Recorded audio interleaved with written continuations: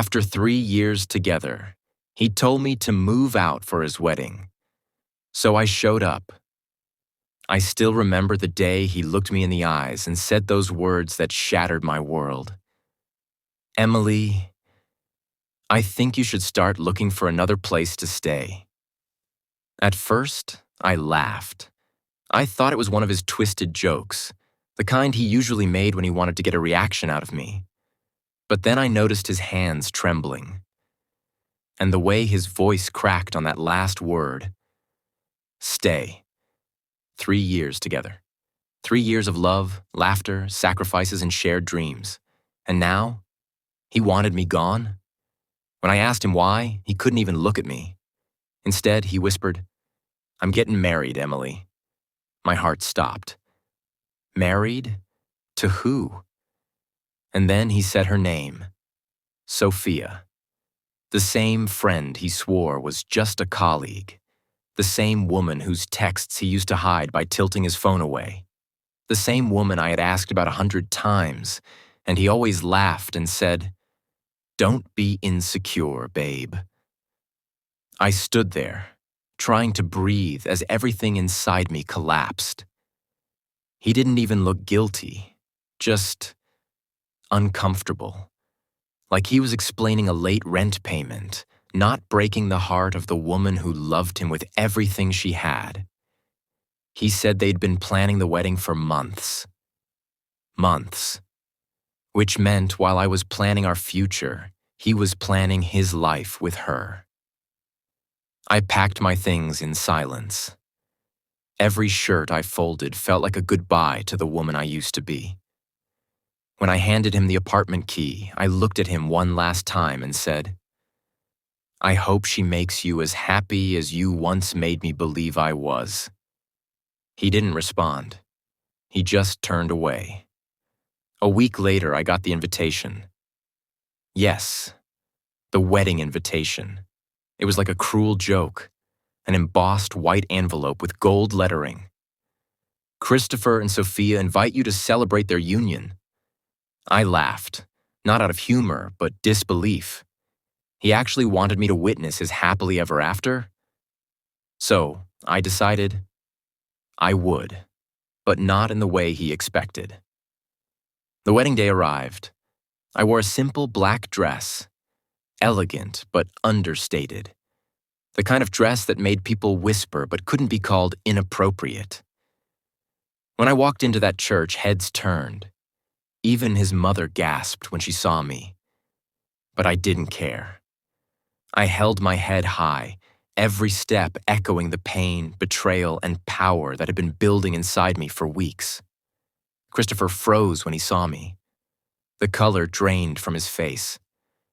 His bride turned to him, confused. And in that moment, that split second, the truth was written all over his expression. I didn't say a word. I didn't need to, because everyone could see it. The tension, the history, the guilt that filled the air like smoke. His bride's smile faltered. She turned to him and asked, "Chris, who is she?" The silence that followed was louder than any scream I could have made. And then I smiled. The calm, knowing smile of someone who's finally done being silent. I walked up to the front row, placed a small box on the pew beside them, and said softly, "You forgot this when you told me to move out." Inside the box was the engagement ring he'd once given me, the one he claimed he couldn't afford to replace yet, the one I had worn for 2 years, believing it was a promise. Gasps filled the room. Her face went pale. He looked like the ground was swallowing him whole. And me? I turned and walked out, gracefully, powerfully, without looking back. Later that night, I sat alone by the river where we used to go on Sundays. I wasn't angry anymore. I wasn't broken. I was free. Sometimes life doesn't give you the closure you deserve. You have to create it yourself. What would you have done if you were in my shoes? Would you have gone to that wedding? Or disappeared silently? If this story touched you, don't forget to like, subscribe, and share this video. Your support helps me bring more real, raw, and emotional stories to life every single week. Until next time, this has been Confession Chronicles, where every secret finds its voice.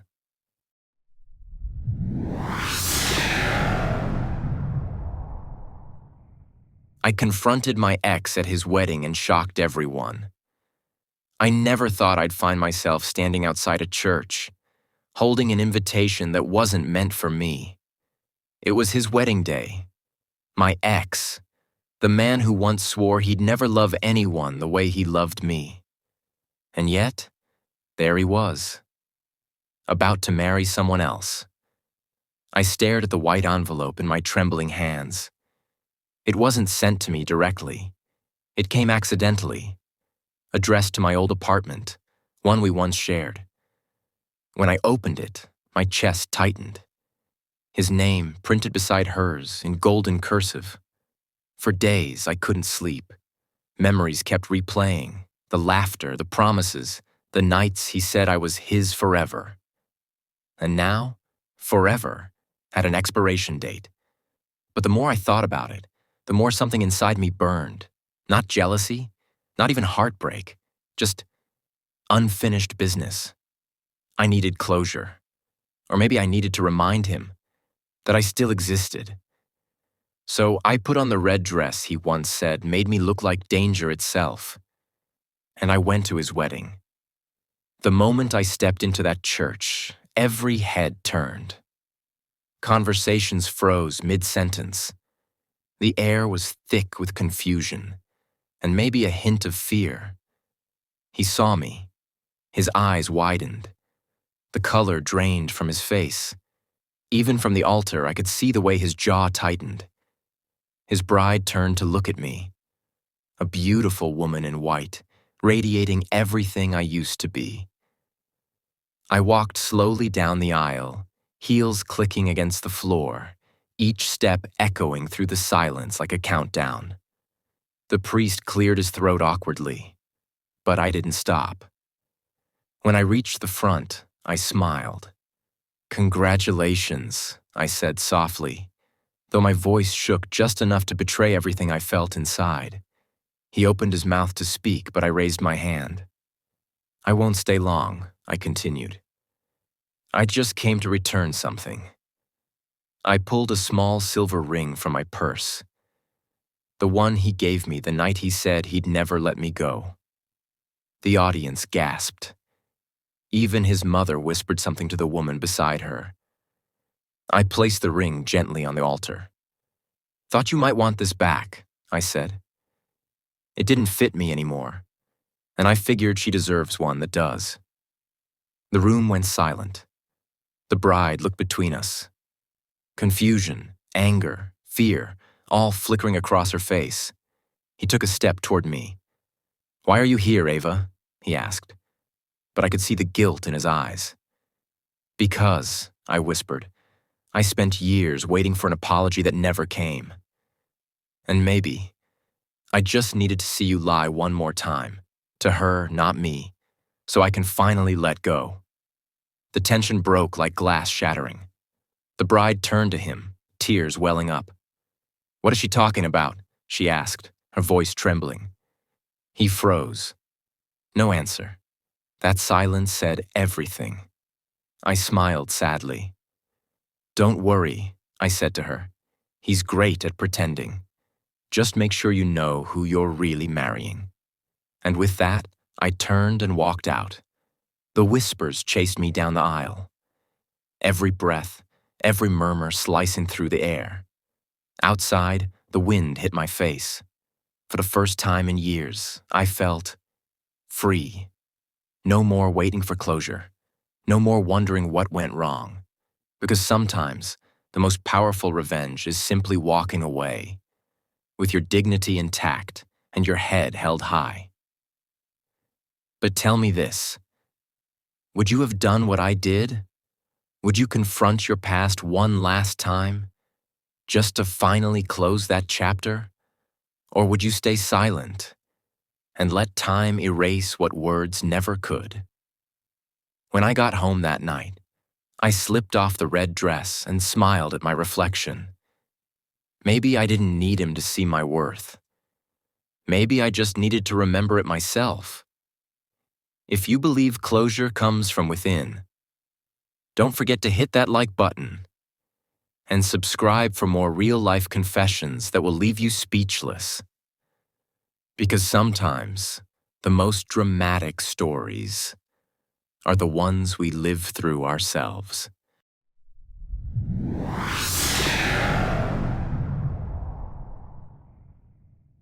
Left alone at my sister's wedding, until a single dad came to my rescue. I still remember the day my sister got married. It was supposed to be her big day, but somehow it became the day that completely changed my life too. The venue was breathtaking. A garden filled with roses, fairy lights dancing in the air, and soft music that made everything feel like a dream. Everyone was smiling. Everyone except me. You see, I was the maid of honor. I'd spent weeks helping my sister plan every little detail, from the color of the bridesmaids' dresses to the flavor of the cake. But that morning, something inside me felt heavy. My boyfriend of 3 years was supposed to come with me. He'd promised he wouldn't miss it for the world. But just as I finished getting ready, my phone buzzed. A simple text that shattered me. "Sorry, can't make it." Something came up. Something came up? That's all I got. No call, no explanation, just that.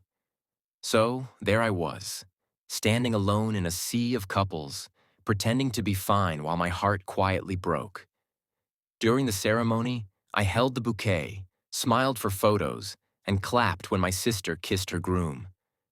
But deep down, I felt invisible, forgotten. Then came the reception. Everyone was laughing, dancing, drinking. I sat at the edge of the crowd, watching the fairy lights blur through my tears. That's when I noticed him. He was standing near the drink table, holding a little girl in a pink dress. She couldn't have been older than 6. Her curls bounced as she giggled, and for a second, I forgot about my heartbreak. He noticed me looking. Our eyes met, and he smiled. A warm, genuine smile that somehow reached his eyes. A few minutes later, he walked over. "Mind if I sit here?" he asked, his voice calm and deep. I nodded. He sat beside me, his daughter clutching his arm. "I'm Ethan," he said, extending a hand. "And this is Lily. We're crashing the party." I laughed, for the first time that entire day. Apparently, his cousin was the groom's best friend, and he'd been dragged along to help keep Lily entertained. He said he almost didn't come, but his daughter insisted because she wanted to see a princess wedding. We talked for hours about life, love, and the messy in-betweens. He told me he was a single dad, raising Lily alone since his wife passed away 2 years ago. He said it was hard, but Lily gave him a reason to wake up every morning. And for the first time in a long time, I felt understood. At one point, Lily fell asleep in his arms. He looked at her with so much tenderness that it made my heart ache. Not from sadness, but something softer, something new. "Whoever she grows up to be," I said softly, "she's lucky to have you." He smiled. "I think I'm the lucky one." The band started playing a slow song. Ethan stood up, looked at me, and said, "Would you dance with me?" I hesitated. Then he added, "You look like you need a reason to smile tonight." So I took his hand, and under the fairy lights, we danced. For those few minutes, the world disappeared. No heartbreak, no loneliness, just the sound of the music and the steady rhythm of his heartbeat as he held me close. When the song ended, he whispered, "You deserve someone who shows up." That line hit me deeper than I expected, because he was right. I'd been holding on to someone who never truly did. But here was this stranger, a single dad with tired eyes and a gentle soul, showing up when I least expected it. As the night ended, he walked me to my car. Lily was still asleep on his shoulder. He smiled and said, "Maybe next time I'll owe you another dance." I laughed, but inside, something told me I wanted that next dance. Weeks later, we met again. Then again.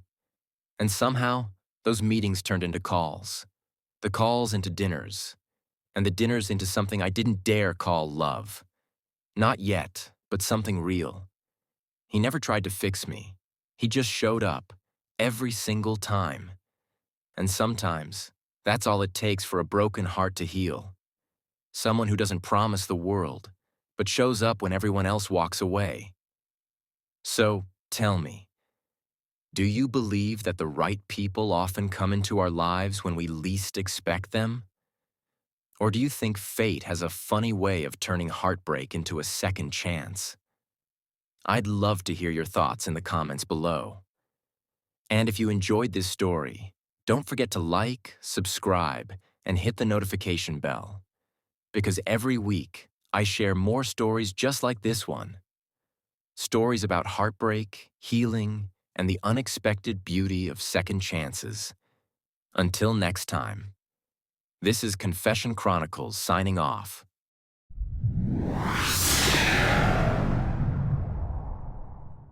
He showed up, uninvited, and everyone gasped. I will never forget that night. It was supposed to be one of the happiest evenings of my life. An elegant gathering, carefully planned, every detail polished to perfection. The room glowed with soft lights, music floated in the air, and laughter filled every corner. Friends, family, people I hadn't seen in years, they were all there, smiling, celebrating. But then, the doors creaked open. At first, nobody paid attention. Why would they? It was just another late arrival. But when he stepped in, the entire room fell silent.